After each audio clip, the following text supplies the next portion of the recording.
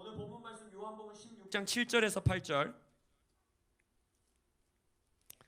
요한복음 16장 7절에서 8절. 오늘 준비한 말씀이 하나님이 주신 말씀이라는 이 확증이 하나 왔어요. 제가 아까 유튜브가 잘 송출되고 있나 확인해 보려고 유튜브에 딱 접속을 했더니 지금 동시간대에 우리 제가 함께 청년부 사역을 했었던 박진영 목사님의 설교 제목이 뭔지 아세요? 성령의 책망을 받으라. 그리고 저랑 똑같은 본문 말씀이에요. 이럴 수가. 할렐루야. 그래서 하나님의 음성이 우리에게 있음을 믿습니다. 그래서 오늘 본문 말씀 요한복음 16장 7절에서 8절. 저희의 설교 제목은 성령이여 우리를 책망하소서. 할렐루야. 우리 7절 8절 두 구절의 말씀 온라인으로 함께 하시는 분들도 각자 계신 자리에서 큰 소리로 저와 함께 합독하시도록 하겠습니다. 시작. 그러나 내가 너희에게 실상을 말하노니 내가 떠나가는 것이 너희에게 유익이라. 내가 떠나가지 아니하면 보혜사가 너희에게로 오시지 아니할 것이요 가면 내가 그를 너희에게로 보내리니 그가 와서 죄에 대하여 의에 대하여 심판에 대하여 세상을 책망하시리라. 아멘.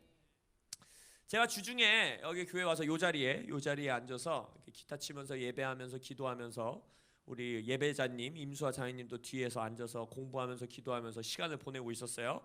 근데 그때 이제 막 기도하고 있는데 주님께서 제 안에 마치 내면 안에서의 성령의 음성과 같이 성령의 책망을 받으라, 성령의 책망을 기뻐하라 라는 음성을 주시는 것 같았어요. 그러면서 제 입술에서 터져나왔던 기도가 무엇이냐? 성령이여 나를 책망하여 주십시오. 성령이여 우리를 책망하여 주십시오 라는 기도가 제 입술에서 터져나오게 되었습니다.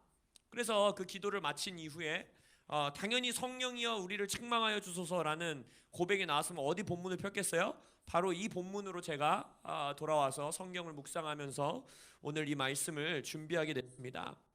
여러분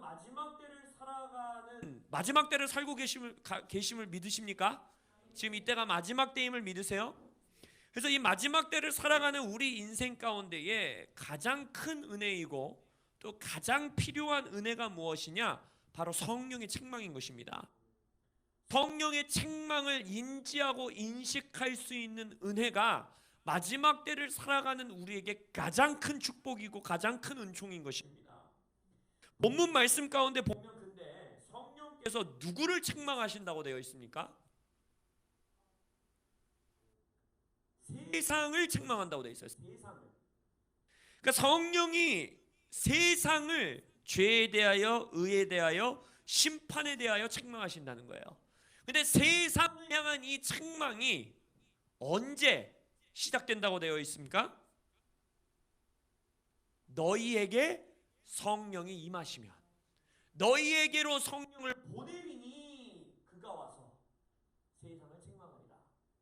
교회 가운데에 이미 구원받은 제자들에게 교회에 성령이 임할 때에, 성령이 드러나실 때에 세상이 죄에 대하여 의에 대하여 심판에 대하여 책망을 받는다는 거예요. 그러면 이 말을 뒤집어서 생각하면 당연히 뭐겠습니까? 이 책망은 어디서 시작한다는 것입니까? 우리에게서부터 시작한다는 거예요. 우리에게 임하사 우리에게 죄에 대하여 의에 대하여 심판에 대하여 책망하시는 성령께서 우리 안에서 강력하게 드러나실 때에 바로 세상이 죄에 대하여 의에 대하여 심판에 대하여 책망받는 이 땅에서의 성령님의 역사가 성취되어지는 시간이 온다는 것입니다. 하나님께서 로마서 2장에 보면 예수를 믿지 않는 자라 할지라도, 아직 구원받지 못한 자라 할지라도 온 인류에게 주신 보편적인 은혜가 하나 있습니다. 그것이 무엇입니까? 양심이라는 거예요. 양심. 로마서 2장에 보면 양심은 믿는 자든 믿지 않는 자든 하나님이 창조한 모든 인간에게 보편적으로 허락하신 하나님의 은혜인 것입니다. 그러나 디모데전서 4장에 보면 마지막 때의 특징을 어떻게 설명하고 있느냐? 그러나 성령이 밝히 말씀하시기를 후일에, 마지막 때이죠, 마지막 때에 어떤 사람들이 믿음에서 떠나 미혹하는 영과 귀신의 가르침을 따르리라 하셨으니 그 자들의 특징이 뭐예요? 자기 양심이 어떻게 되었다? 화인을 맞았다. 양심의 불화살을 맞은 거예요. 외식함으로 거짓말을 하는 자들이라. 양심의 기능이 마지막 때가 이르면 이를수록 어떻게 된다라는 거예요? 점점점 퇴보하는 현상이 일어난다는 거예요. 퇴화하는 현상이 일어난다는 겁니다. 그것이 마지막 때에 드러나는 특징 중에 하나예요. 많은 사람들이 미혹하는 영과 귀신의 가르침을 따름으로 인하여서 하나님께서 온 인류에게 허락하신 보편적 은혜, 양심의 기능이 점점 희미해지고 희석되어지는 마지막 때가 온다는 것입니다. 그렇기 때문에 이 마지막 때를 살아가는 성도로서, 마지막 때를 이기는 자로서 살아가는 성도로서 우리가 하나님께, 성령님께 계속해서 간구해야 되는 것은 무엇이냐? 성령이여 우리를 죄에 대하여, 의에 대하여, 심판에 대하여 책망하여 주십시오. 그 책망에, 성령님의 책망에 내가 무뎌지지 않게 하여 주십시오. 성령님의 책망에 민감하게 반응할 수 있는 은혜를 허락하여 주옵소서. 우리는 기도해야 하는 것입니다. 성령이여 우리를 책망하소서. 성령의 책망을 받기 원하십니까? 오늘 본문 다음 구절에 보면 이제 그 책망들이 어떠한 책망인지 말씀하십니다. 16장 9절에 보면 이렇게 말씀하십니다. 죄에 대하여라 함은 그들이 나를 믿지 아니하며. 이게 무슨 말입니까? 죄라는 것은 결국 뭐라는 거예요? 예수를 믿지 않음에서 나오는 모든 결과가 죄라는 것이에요. 죄는 나쁜 행동이 아닙니다. 죄는 나쁜 짓이 아니에요. 죄의 정의는 무엇이냐? 예수를 믿지 아니하며, 예수를 믿지 않는 것으로부터 파생되는 모든 것, 예수에 믿지 않은 그 자체, 그것이 바로 죄라고 말하고 있는 것입니다. 그렇기 때문에 예수를 믿는다라는 것은 나 개인의 삶과 따로 분리될 수가 없는 거예요. 나의 인생에 철저하게 연관되어 있는 것입니다. 예수를 믿고 살아가느냐, 예수를 믿지 않으면서 살아가느냐의 삶은, 나 개인의 삶은 극명하게 달라질 수밖에 없다는 것입니다. 똑같은 행동을 한 것 같은데도 그것이 죄가 되고 죄가 되지 않을 수 있는 유일한 조건은 뭐예요? 유일한 기준은 뭡니까? 그자가 예수를 믿고 있느냐, 예수를 주인으로 섬기고 있느냐, 예수와 연합하였느냐, 십자가에서 죽고 살았느냐, 이것으로 성령은 우리를 끊임없이 책망한다라는 거예요. 그렇다면 이것을 뒤집어서 말한다면 뭐예요? 내 삶에서 십자가의 죽음과 십자가에서 부활의 능력을 벗어난 내 삶의 모든 영역은 죄라는 것입니다. 그렇다면 성령의 죄에 대한 책망은 무엇입니까? 매 순간순간 나의 삶에서 부활의 능력을 의지하여 살아가지 않는 모든 것들을 성령께서 밝히 드러내 보여주신다는 거예요. 그것이 죄에 대한 책망인 것입니다. 책망을 받기 원하십니까? 아멘. 그 다음 구절을 보시면 10절에서 뭐라 합니까? 의에 대하여라 함은 내가 아버지께로 가니 너희가 다시 나를 보지 못하며. 이건 무슨 말일까요? 여러분, 죄에 대한 책망을 온전히 깨닫지 못하는 사람은요, 의에 대한 책망 또한 당연히 깨달을 수가 없습니다. 왜냐하면 의라는 것은 이 구절에서도 볼 수 있다시피 의에 대하여 성령이 책망하시는 것은 언제 온다라는 거예요? 예수님이 우리를 떠나 이 땅을 떠나 아버지께로 돌아가셨을 때 의에 대하여 책망한다는 거예요. 그건 결국 이 의에 관한 삶은 뭐에 관한 책망이라는 겁니까? 이 땅에서의 삶에 관한 책망이라는 거예요. 의라는 것은 이 구절에서 말하듯이 이 땅에서의 매일매일의 삶에 관한 것임을 성경 구절은 우리에게 말하고 있는 것입니다.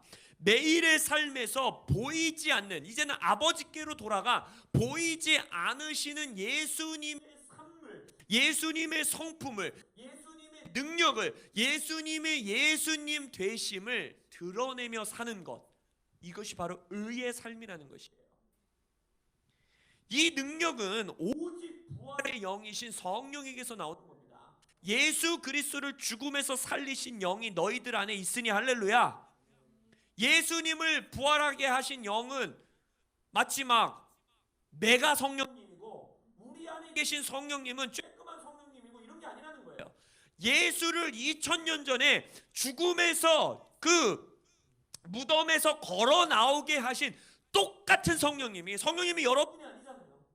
똑같은 성령님이 우리 안에 사시는 거예요. 그러면서 매일매일의 삶에 아까 부활의 능력을 의지하지 않고 살아가는 모든 삶의 영역을 죄에 대하여 책망하신 성령께서 매일매일의 삶의 그 부활의 능력으로 살아가게 하심, 매일의 삶 가운데 의의 길을 걷게 하심, 그것이 바로 의에 대한 성령의 책망이라는 것입니다.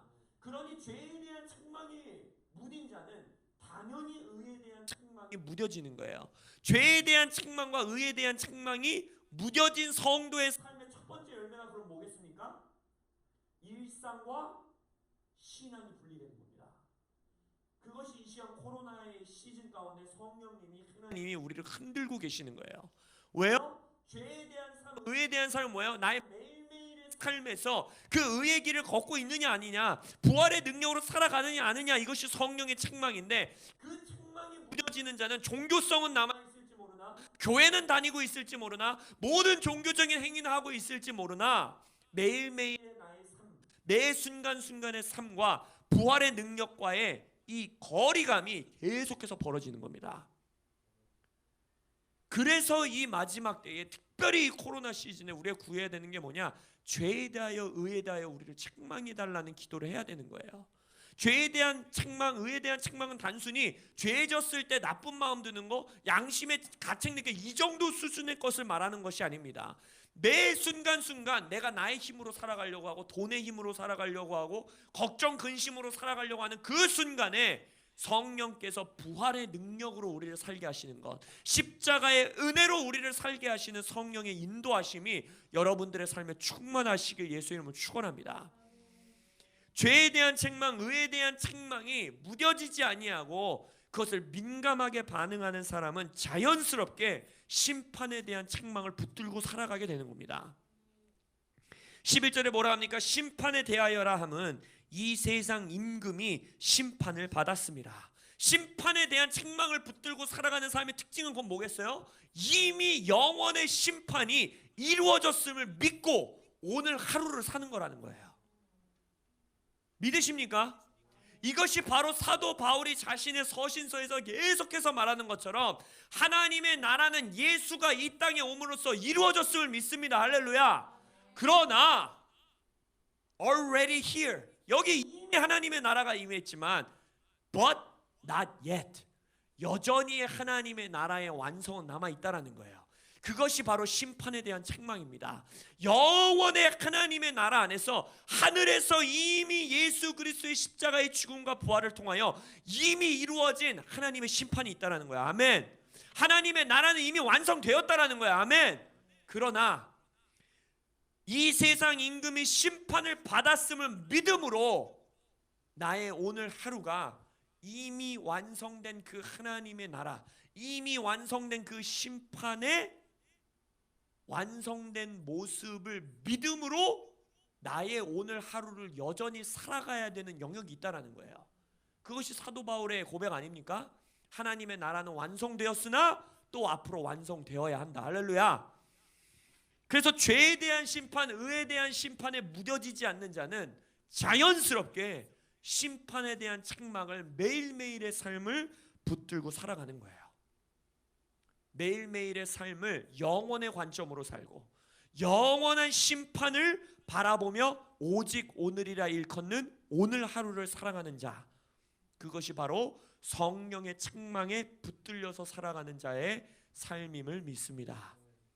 성령의 책망을 갈망하십니까? 성령의 책망이 단순히 회초리 들고 잘못하는 거 막 지켜보다가 손을 막 한 대 팍 치고 이런 게 아니에요. 매일매일 매 순간순간 나를 부활의 능력으로 살게 하시고 영원한 상급과 영원한 형벌이 있음을 보고 영원으로부터 살게 하는, 우리는 영원을 향해 사는 자들이 아닙니다. 할렐루야. 우리는 이미 영생을 얻은 자들이고 영원으로부터 오늘 하루를 사는 자들인 거예요.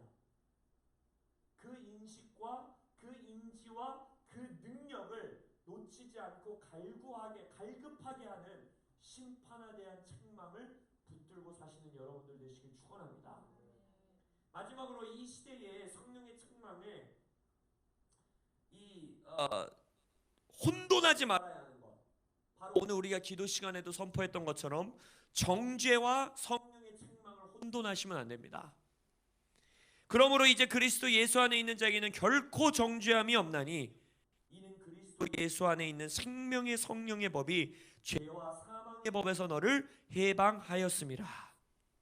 정죄와 성령의 책망의 가장 극명한 차이는 뭘까요? 정죄는 해방이 아닌 구속을 줍니다. 정죄는요, 여러분 이것이 하나님이 성령이 내게 주시는 양심의 가책인지 양심의 책망인지 성령의 책망인지 그 두 가지는 하나일 때가 많죠. 왜냐하면 양심도 하나님이 주신 기능이기 때문에. 그러나 물론 성령의 책망은 아까 말씀드렸듯이 죄짓고 내게 주는 나쁜 짓을 하지 말아야 되는 것이 옳다라는 것이 바로 양심의 가책이에요. 그것은 굉장히 낮은 단계의 성령의 일하심입니다. 이건 보편적인 은혜예요. 근데 아까 말씀드렸듯이 성령의 책망은 뭐예요? 더 적극적인 거죠. 내가 의의 삶을 살아가도록 능동적으로 살아가도록 우리에게 능력을 주는 거예요. 그래서 양심의 가책을 포함하지만 그것을 넘어섭니다. 그러면 이 성령의 책망과 정죄감의 차이는 무엇이냐? 그럼 이것을 지금 볼 수 있다시피 죄에 대한 책망, 의에 대한 책망이 있는 자는 무슨 능력을 얻는 거예요? 죄를 이길 능력을 얻는 거예요. 로마서 8장에서 계속 말하는 게 뭡니까? 율법의 요구가 그리스도 안에서 우리에겐 이루어졌다라는 거예요. 그건 무슨 말이냐? 죄를 짓지 않을 수 있는 능력이 바로 은혜인 것입니다. 우리는 죄를 짓지 않고 살아도 되는 거예요. 할렐루야. 성령의 책망 안에 붙들려 있는 자는 죄를 이길 능력을 주신다는 거예요. 죄와 씨름에 능동적으로 참여한다는 거예요. 근데 정죄감의 결과는 뭐예요? 내가 죄에 대하여 이길 수 없는 자라고 믿게 만듭니다. 바로 그게 정죄함의 능력이에요. 완전한 반대인 것입니다. 정죄와 정죄감은 내가 죄인이라고 믿게 만듭니다. 이미 완성된 심판에 대한 책망이 뭐예요? 이 세상 임금이 이미 심판을 받았음을 믿지 못하게 하는 것이 정죄함이에요. 나는 여전히 구원이 필요한 자라고 믿게 만듭니다. 맞죠? 바울의 말처럼 우리는 구원 받았었고 구원 받고 있고 앞으로도 구원을 받아야 되지요. 그러나 나는 구원 받았었고 이것을 못 믿게 만듭니다. 나는 여전히 죄인이고 나는 죄를 이길 수 없고 나는 계속 죄를 지을 거고 그러나 주님의 은혜로 나는 구원받을 거야. 이것은 성경적인 믿음이 아닌 겁니다. 성령의 책망은 뭐예요? 내가 죄를 짓는 순간에도 내가 잘못한 순간에도 성령의 책망 가운데 사로잡힌 자는 내가 이러지 말았어야 되는데 죄 짓지 말았어야 되는데 이거 나쁜 짓이었는데 이 정도 수준에서 머무는 것이 아니라 거기를 넘어 어디까지 나아간다는 것입니까? 이미 이 죄는 정복되었다라는 거예요. 이미 이 죄는 십자가에 못 박혔다라는 거예요. 이미 죄를 짓었던 이 잘못을 했던 나는 옛사람은 십자가에 못 박힌 것을 믿는 것입니다. 그 믿음의 자리에서 씨름하는 것입니다. 그것이 성령의 책망인 것이에요. 그래서 의의 삶을, 죄를 정복한 삶을, 의로운 삶을, 심판에 대한 책망을 붙들고 살아가는 삶을 가능케 하는 능력, 이것이 바로 성령의 책망이요, 이것이 바로 은혜라는 것입니다. 은혜는 나의 죄를 캔슬해 준 게 아닙니다. 은혜는 더러웠던 나를 깨끗하게 만들어준 거에서 멈추는 게 아닙니다. 은혜는 깨끗한 몸으로 살아갈 수 있게 하는 능력, 파워, 힘, 그것이 바로 은혜요 성령의 책망인 것입니다. 그래서 로마서에서는 그것을 뭐라고 설명합니까? 예수와 함께 이 땅에서 뭐하는 삶? 왕 노릇하는 삶. 왕으로 살게 하는 성령의 책망하심이 여러분들의 삶에 넘치시기를 예수의 이름으로 축원합니다. 아멘. 조금 더 기도하시다가 돌아가시도록 하겠습니다.